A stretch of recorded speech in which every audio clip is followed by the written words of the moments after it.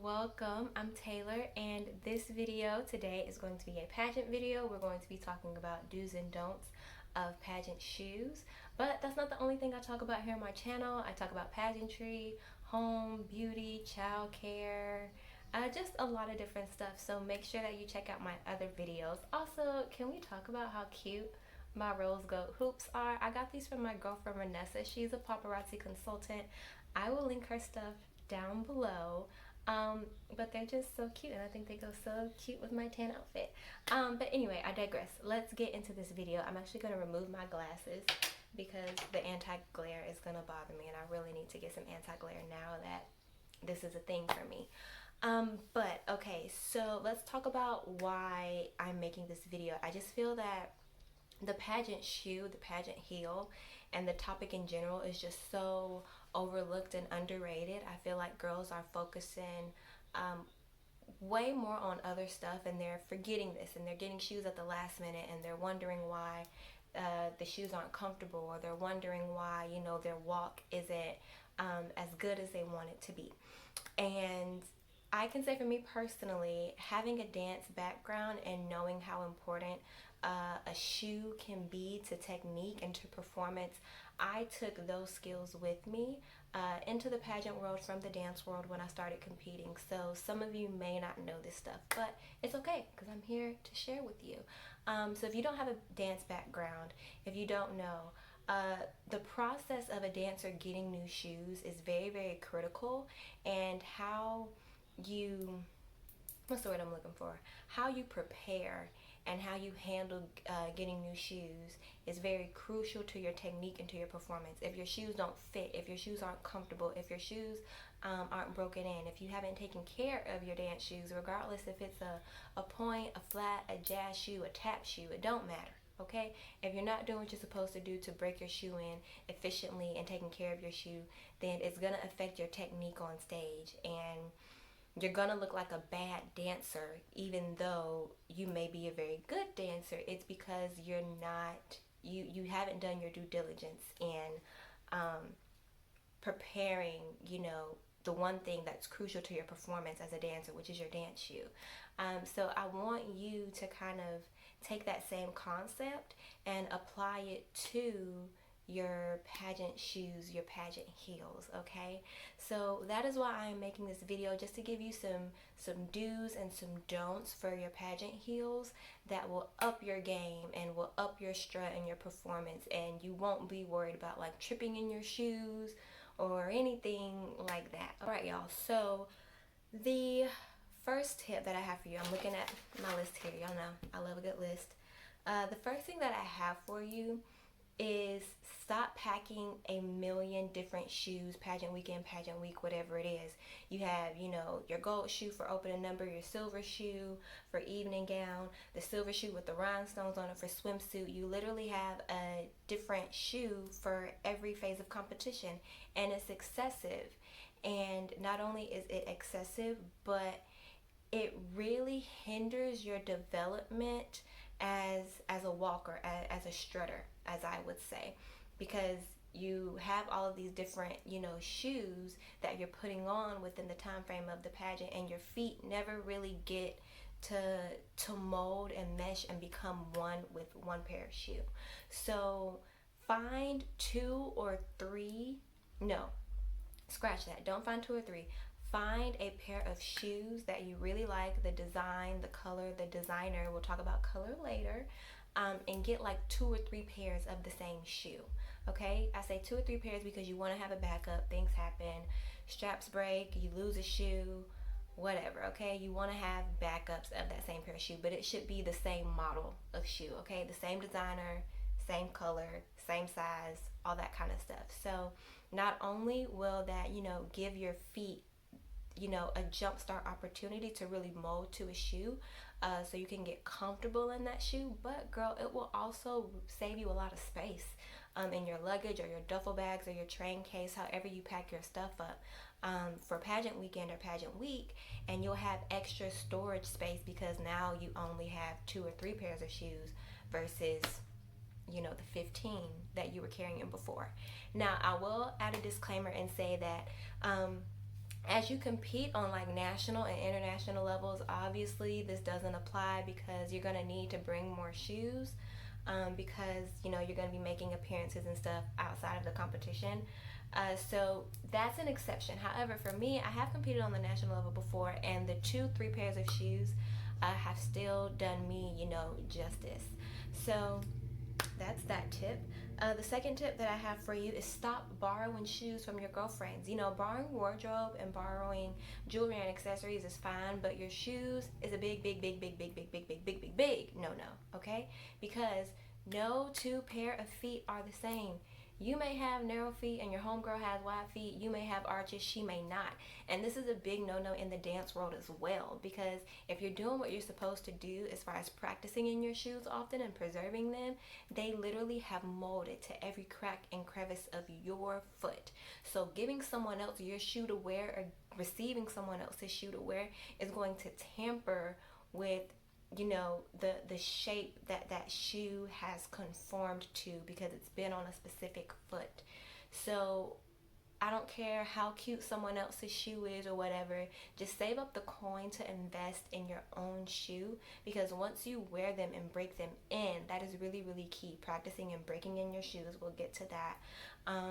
You don't want to risk tampering with that shape because another girl needs to borrow your shoe because you need to borrow someone else's shoe. It's just best if you make the investment to get your own, and just not play around with that, because walking and your stage presence and your ability to do turns and walk well on any type of floor, whether it's hardwood, carpet, concrete, marley, whatever the pageant stage is looking like, your success in mastering and walking on any type of surface is heavily dependent upon how well your shoes have molded to your foot. Okay? So, now what else do I have for you? Okay, don't wear your shoes out. And when I say out, like, your pageant shoes should just be for pageant stuff, and you should have your night on the town type shoes, okay? Because you want to do everything that you can to preserve your pageant shoes, especially if pageantry is something that you plan on doing for the long run. You want to make sure that you're preserving your shoes, your gowns, your jewelry, everything. You want to preserve everything so that you get a good return on your investment, and you're not constantly out reshopping for things because they're getting damaged so quickly. So that's another tip that I have for you, is keep your pageant shoes, and your night out shoes, okay? So next, we are getting through this list, y'all. Okay, so next, this is probably my favorite, and this is also just a constant trend in the pageant world. Ditch the silver and gold and go with nude, okay?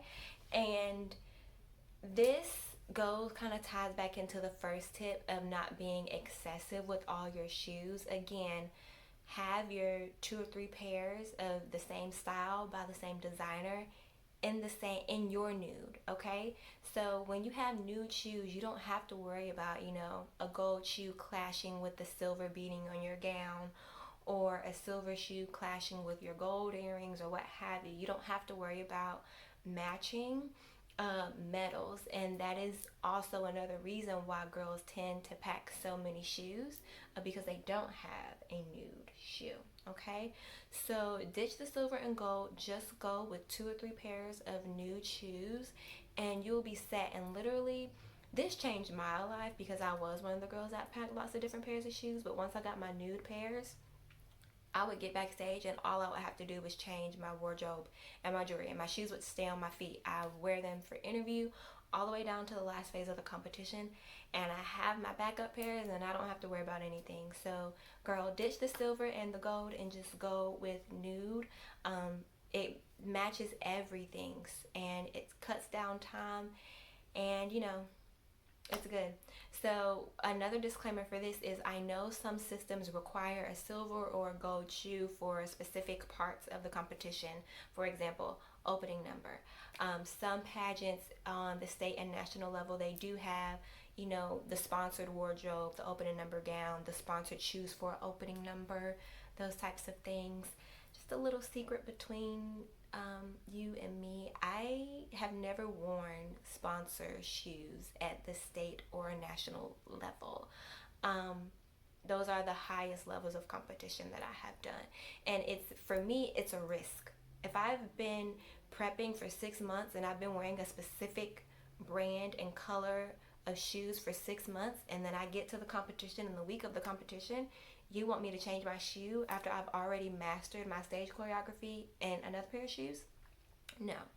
And I will say, because my shoes are nude and they match me so perfectly, no one notices. Shoes are very minimal. It's not blatantly obvious. So I would say, even when you get to those higher levels of competition where you have sponsored wardrobe, as far as the shoes go, girl, do not wear those shoes. Wear your shoes. Wear the shoes that you have been practicing in, that you're comfortable with. Okay? So, the last and final tip is, don't wait last minute to get your shoes, and don't be waiting last minute to constantly practicing your shoes. The week of, the month of is not the time to be just now starting to practice in your shoes. I recommend at least 3 months to, get a new pair of shoes and start practicing in shoes. Once your shoes are broken in and you know how to walk in them, that's it. You obviously still need to be practicing in them as you're preparing for your pageant, but don't wait last minute until to get shoes. Honestly, the shoes are just as important as the gown, girl, because the gown is on your body, yeah, but you actually got to walk in the shoes. So don't put your shoes on the back burner. Make sure that they are a part of your preparation as well. Every part is equally important. You have to be the whole entire package. So don't be waiting last minute to get your shoes, and make sure that you're practicing in them on a regular basis. I recommend practicing and walking in your shoes on every surface: carpet, concrete, marley, wood, whatever you can walk on, walk in or walk on, so that you can be at the utmost comfortability and experience walking in your shoes, because that would translate to confidence on stage. Okay? Okay, y'all, so now I want to share with you a beautiful brand that creates pageant shoes, nude custom pageant shoes in your specific shade of nude, with many, many, many customizations. This brand is called Be Made. It is located out of the DMV area, and I discovered this brand in 2017 when I was going off to compete at Miss Georgia America. And although this brand started out as a business that creates custom nude shades for women of color, they have now expanded their shades to all skin tones. So what I love is that the detailing of these shoes and of this business is so impeccable. Everything, just from communicating with Sean, the owner, to getting the beautiful package in the mail, to breaking in the shoes and wearing them on stage. It really is just an experience. Sean is so passionate and so detailed and so kind and so thorough. And I've had no issues with these shoes. I have now purchased 3 pair from him, and I didn't have to purchase my second pair until like after 2 years of wearing them. So the shoes really are sturdy. They really do hold up. They're beautiful to look at on stage. There is a platform on them, but it's not like an obnoxious tippy top platform. And now I do think that the tippy tops are obnoxious. I'm no longer a tippy top girl. That's what I was wearing before. Because from a judge's point of view, and I didn't realize this or experience this or understand this until I started judging, when you come out in those bulky platforms, it really is the first thing that you see, and it takes your attention away from the girl. So you guys, I'm just going to show you the shoes. Alright, and I will have all of Be Made's information down below, but these are the shoes. I have a bling pair, which is really my go-to pair. You can see that I've worn these, and then my plain pair are new.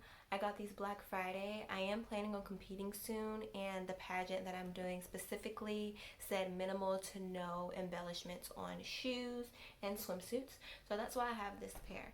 I do believe on the bling on the shoes you can get the colorful stoning, I think AB like I have, or you can just get the plain one that's more silverish and like crystal clear, like a colorless stone, like an engagement ring, a colorless stone. I decided to go with the rainbow AV because I didn't want it to clash with my earrings. Like whether I'm wearing silver or gold, that'll pick up in these shoes. The pinks and purples kind of go more to silver, and then the yellow and orange kind of goes more to gold, like as the shoe glistens. So here is the shoe. Again, low platform, but still a platform there to give you that support. It's a beautiful arch. I have really high arches in my foot. So this is really, really comfortable for me. I love that there's just a lot of comfortability in the shoe. You have a lot of wiggle room in the strap.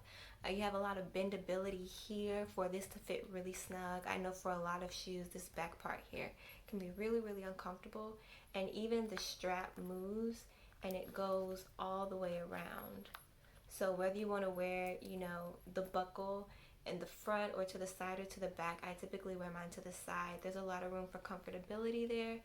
Even this elastic part here stretches and it is really sturdy. I've never had this snap on me.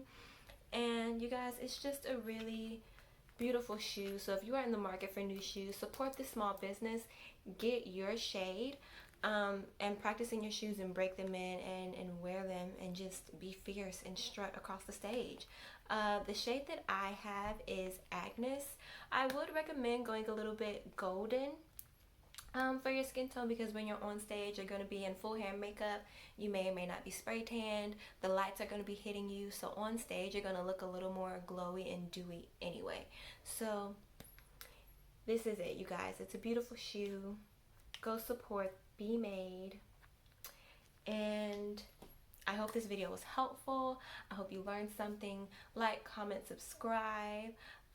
Check the description box below. Head on over to taylorlauren.com if you're interested in getting some coaching services in. And I'll see y'all in the next one.